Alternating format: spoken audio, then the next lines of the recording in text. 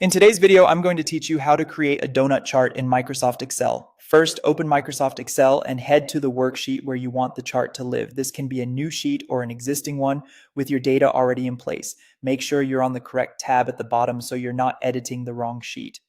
Next, prepare and select your data. A donut chart works best with a single list of categories and a matching list of numbers. For example, put your categories in one column and their values in the next column to the right.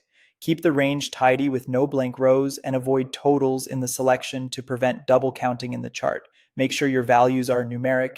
Text or symbols can cause errors. When everything looks good, click and drag to highlight both the category labels and the numbers. That selection tells Excel exactly what to visualize. Now go to the Insert tab on the ribbon at the top of Excel. In the Charts group, you'll see several chart options. This is the command center for inserting all kinds of visualizations. Click the Insert Pie or Donut chart icon. It usually shows a pie symbol. If you're on a smaller screen and don't see it right away, it might be nested under a chart dropdown.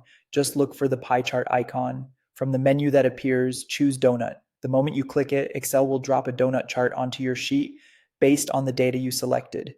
If the chart looks off, double check that your original selection included both the labels and the values. With the chart in place, let's format it so it's clear and polished. While the chart is selected, you'll see Chart Design and Format options on the ribbon. Use these to apply a preset style or switch to a different color palette that matches your document or brand. Keep contrast in mind so each slice is easy to distinguish. To adjust the chart size, hover over a corner handle until you see a double-headed arrow, then click and drag to resize without distorting it. Finally, add data labels so viewers can read values at a glance. Select the chart, open the Chart Elements menu, and turn on Data Labels.